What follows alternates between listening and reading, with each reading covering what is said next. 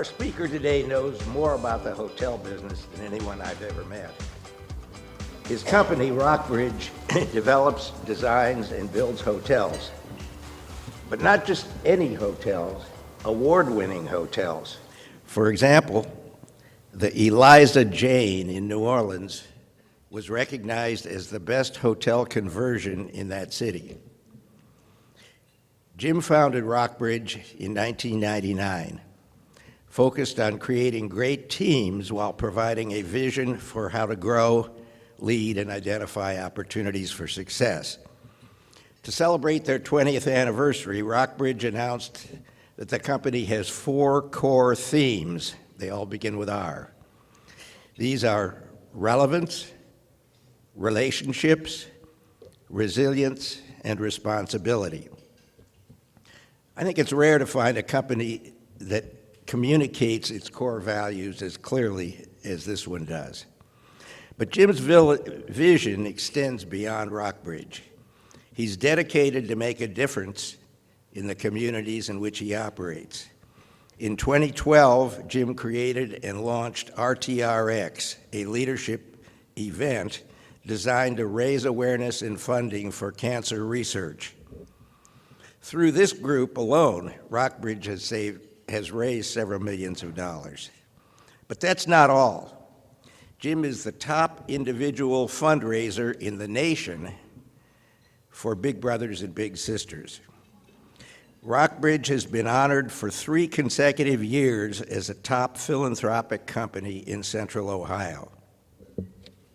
In addition to philanthropic activities, Jim has held key leadership positions on 8 industry boards, including serving as a trustee of American Hotel and Lodging Association. Please join me in welcoming Jim Merkel.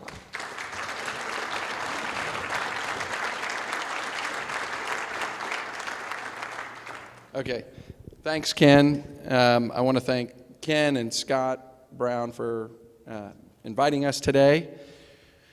Ken asked me if I would come speak, and I thought it'd be interesting if we talked a little bit about our project here. I'm going to go through a few things. I'm going to give you a little background on Rockbridge, and then talk about our independent hotel strategy, which is what we're doing on the peninsula. And I thought it'd be interesting for you to hear why we chose the type of hotel that we were going to build there. And there's a lot of thought that goes into it, and thought it'd be interesting because every hotel room is not the same. You know, they go after a different type of customer. And so a little bit of a background of Rockbridge.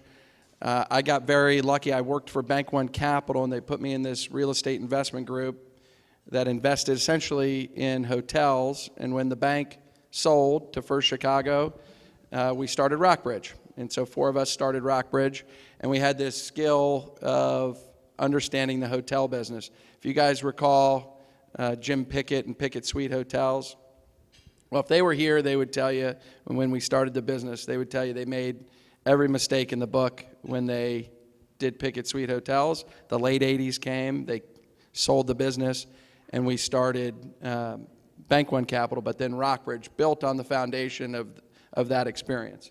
And so we've done a lot. There's 275 investments that we've made since 2000, so we celebrated our 20th year anniversary, and about 145 others before that. So we have a deep experience in the hotel space. And we try to use that to inform us of what's coming next. Ken mentioned our rock of relevance. Relevance, you got to be relevant, and we're trying to build stuff for what people want in 5 to 10 years, not necessarily today. So we work at that. We're very entrepreneurial and hands-on, and we have to be focused on results. Investors, they like to get money back. That's a novel idea, but very simply, do what you say you're going to do. And if you do that, then you get to keep doing what you love to do. And we've done it around the country. So one of the nice things that happened to us is that we've done 275 deals mostly out of Columbus. And under our nose, we weren't really paying attention to the transformation that was going on downtown and what was happening here, because there just weren't, the numbers weren't as good here. But we started this independent and hotel and brand strategy. And to give you a little bit of background, I'm trying to set you up here for a little bit of background. So there's hard brands, so the Marriott, Hiltons you stay at, that very clear. Soft brands, so these are brands that are independent in spirit, but are attached to a Marriott or Hilton chain scale or their brand distribution. And then you have the truly independent hotels. And where we see the market going, and a lot of the market, especially for the more tailored, higher end, luxury, but approachable places that people want to be, that independent brands are becoming a lot more competitive and provide a lot of advantages. So a little bit, brands thrive for the last 30 years because it used to be you really didn't have information of what the hotel looked like, felt like, what you were going to get to.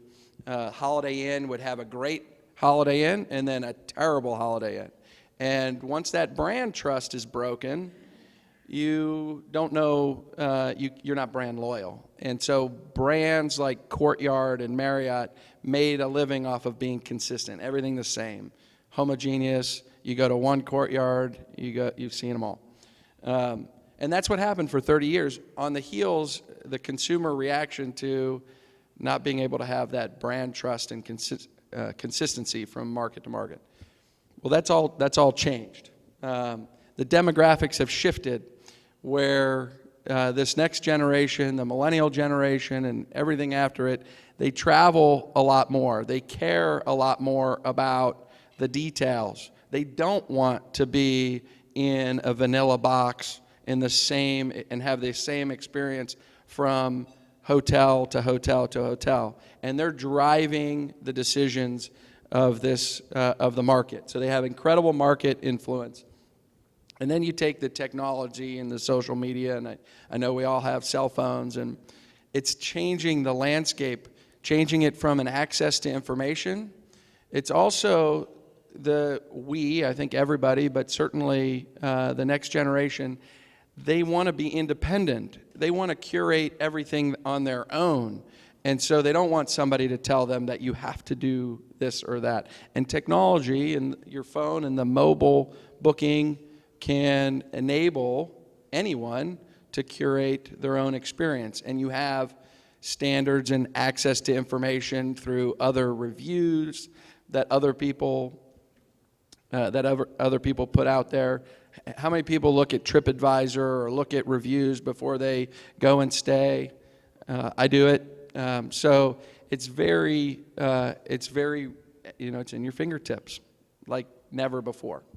And the other piece of that, which is not in here, is that I also think why people want experiences when they travel is that we are so integrated with our phones that when you can have a tangible new experience and relational experience, it's meaningful because you're so preoccupied on your phones. So it's driving, I think, people to want to have new experiences and seek them out, even in destinations like Columbus, where you wouldn't think of it as a vacation spot. But there are leisure travelers that come through Columbus, and they want the same thing. And this is happening around the country, and it's going to happen here. So to give you a sense of what these hotels look like, these are properties that we have done around the country. We have the two here in Columbus that are to be done, but you can't really read this, but they're generally somewhere between 150 and then up to 400 rooms. So in a destination like downtown Dallas, We have a great historic hotel there that we renovated called the Adolphus Hotel. But they're designed to have different activities, so to be a destination with different retail experiences, different, could have a spa, an outdoor pool, and then have activations, where in Dallas we have a salon series that brings in local artists and local makers to speak about their works, and you bring 100 people in and just be a center of the community. So this is a little bit. This is Charleston. We just opened, which is right in downtown, the historic district that off of Market Street. This is the Adolphus, absolutely spectacular hotel. We go into these properties, and in these particular cases, those three were renovations. Our job is to go in and try and make the product in the property. It's a consumer product at the end of the day, what people want to buy. So in Dallas, we took the average rate from $125 to $250. And we did that by realigning the product with what the customer wanted, and our economy works on price value. Is people are happy at $1,000 a night for what they're getting, and they're disappointed at $100 a night. Just depends what the customer and what you're buying. So in Nashville, this hotel was a historic hotel in the 1929 that we brought back. We brought the family that developed the hotel back for the grand opening. Really just trying to connect in with the communities. In Waikiki, same thing, create a sense of place. Cliff House in Maine, again, just get the idea here of what we try to do. The Eliza Jane that Ken mentioned, this was an amazing story of, there were 9 warehouses that had been cobbled together, and it was an economy hotel, but it had this great historic building that we completely rehabbed. And one of the buildings, the Daily Picayune, which was bought by the Times, it was one of the top 30 papers. It was, their offices were here and their presses were here. And Eliza Jane was the first female owner of a national publication. And so she's our namesake, very, very interesting. But again, trying to tie into the history of what was there. So here, this is in Savannah, Denver, in Cherry Creek. You get the idea. So independent, what we call luxury lifestyle, it's not really a coined term, but this is an elevated experience. We're trying to create a special experience for the guest, and they'll see value and they'll pay a premium for that. So we think Columbus is ready for a property like this. And I have can't see this, but this is from Kenny McDonald's office. And the numbers are, I can't read the top, but it's population growth. Columbus is high. Private sector growth. They're just doing a great job in our economy, creating a diversified economy here, and people want to move here. When you look at Columbus in other metrics, we're kind of middle of the pack in population to these other markets. You can't read this. This is the Austins, the Nashvilles, the Indianapolis, the Pittsburghs, and the red is Columbus. And so convention space, office space, which I think we're underrepresented. And so why do we have 0 independent luxury lifestyle brands? These customers are coming to Columbus just like they're going to Nashville, they're going to Indianapolis, they're going to these places. We have 0. And we put in, even if you put in properties like that are soft branded, like the a Levesque hotel, for example, that would be, and we're still the lowest on a percentage of rooms to these other markets. We don't think it should be that way. So what we did is we created a hotel project on the peninsula, which we were invited about 3.5 years ago now to come down and look at what they were doing on the peninsula. And I was a history major in college, and I love history. And what you find out is that it's not the actual event, it's everything that led up to the event that is interesting. And here, the Peninsula Project is 30 years in the making of infrastructure that they have been building, and they kept these 20 acres as a greenfield for future development while they beautified the river, while they did the Scioto Mile, while they put in the Dorian Green Park and enhanced COSI and put the Veterans Memorial in and improved the streetscape. And this project, the name of it is Junto, and I'll tell you why in a minute. But if you look at the peninsula, and I didn't realize this. I grew up here. I grew up in Bexley. Didn't realize this. I mean, it is in the middle of our downtown. And if you look at our existing downtown, which, like most downtowns, has a lot of older product that's not what people want. There's a 240,000 square foot spec office building getting built right next door to us. Deloitte is leaving the old Borden building. That's how I remember it, but I think it's called the Continental Center now. But it's right across from the Columbus Club. They're leaving that building, and they're coming over here, part of which is access, parking, and amenities, which we're one of those. And we think that's going to be more and more. People like to see things before they buy things. This will be the case. This is a unknown market today. I don't even call it a B or C market. It's just unknown. People don't think of it. When we're done with this project, it is going to be an A location in 10 years, and you'll see why. But it's right in the center of our town with everything, a lot of great things happening. This is the site, and if you look at the peninsula where COSI is and the river that comes around, the first 6 acres, which are our project in the middle, and then the other projects around us, that's phase 1. And then you have, phases 2 and 3 there that are a full 20 acres of development. Just to give you a sense of the build out, this is looking east, this is looking west.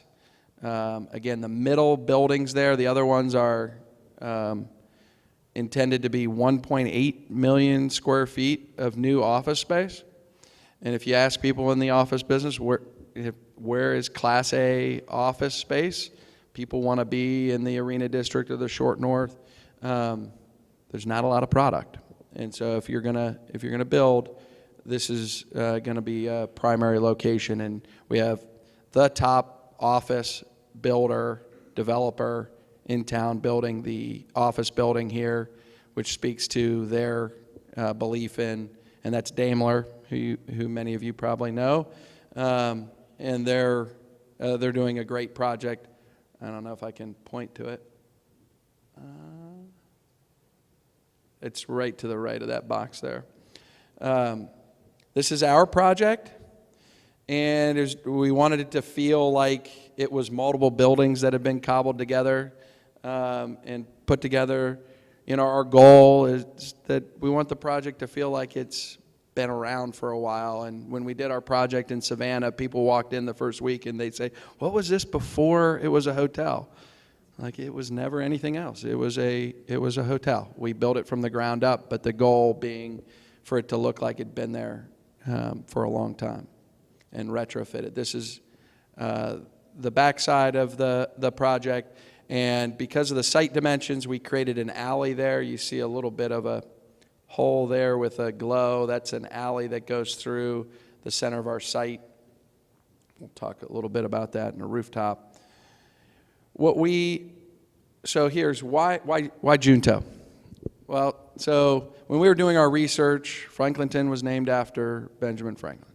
And when you start doing research on Benjamin Franklin, he was a pretty interesting guy. And you think of all the things that people want today, of coming together and cooperation. I looked at your mission statement here is taking action, coming together, people coming together to take action and create lasting change. Well, Junto was what was the equivalent of the Rotary, coming together to bring people from all different parts of the community, from the public service to the private sector, to come together to create mutual improvement in society. And so what we've created is, and again, this is hard to read, better if you're reading the presentation, but our hotel is going to capture that spirit. And it's designed to capture that, bring the community in, bring people into the hotel. So we have a lot of public spaces and a lot of amenities and activations that people can come in from the community to have a meeting, sit in our lobby, sit in our library, come down. We have a gear garage that you can take out skateboards and bikes and scooters, and go across the street and hang out on the Dorian Green Park there. So it's the idea is to bring people together to improve communication, improve togetherness, and we want to embody that in our hotel. So the public gathering spaces, so I'm going to go to again, I'm sorry that this is hard to read, but to give you, these are all the things that we're doing here, that the rooftop bar and event space, bringing people together. We have about 5,000 square foot ballroom and about 8,000 square feet of meeting space with special hospitality lofts upstairs that you can have a small meeting, you can have a large meeting. The lobby bar, which we call trade rooms, this is the idea of a trade room, is rather than a lobby, this is where you come and trade ideas, you trade conversation, you have, you connect. And so it'll be a big area. We'll have a library where people can come and study. There's a coffee shop that we're doing that we're calling Maudine's, which Maudine was the 1926 homecoming queen of Ohio State that happened to be a cow. It was a Holstein cow. I don't know if you know the story. It's a pretty funny story. So we're having a little fun with that, where this is kind of like Chick-fil-A, where with no milk. It's all alt milk. So creating something special, something unique that ties into the community in a fun way. And then gear garages, that's just, so on the weekends when people come, that they're going to want to stay here because we have a park across the street. We've got a lot of open space. Parking's easy. So that's, how am I doing on time? I'm really bad on going over, but how many? A few more minutes. Okay. So that's our Peninsula project, and that's why why we're doing what we're doing. So I can open it up for some questions if anybody wants me to go deeper into any part of the project. I'm trying to understand, how do you make money? You build these places, you sell them or lease them or get tenants. Yeah. What's the business model that enables you to a couple $1 billion?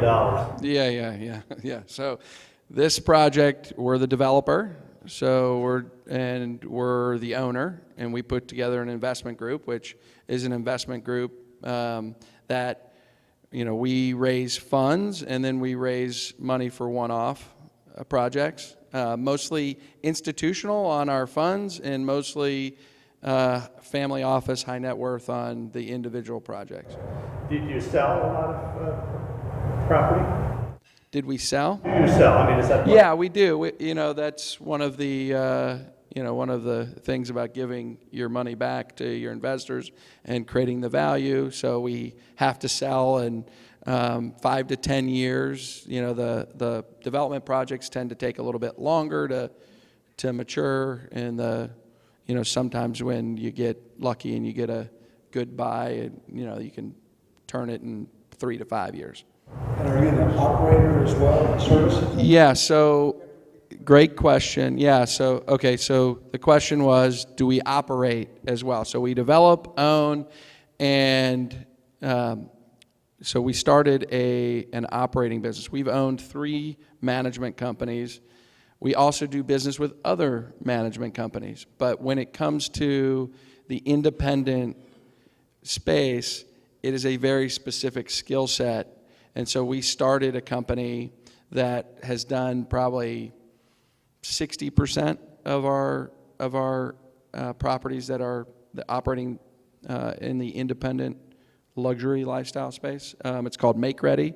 They happen to be located in Dallas, and they will run Junto. What percentage of your food and beverage is local customers versus? Great question. So our goal is to have a significant amount be local. Not every hotel can drive that local customer in. In Charleston, when we were 5% occupied and opening in April of 2020, our restaurant was making money from day one.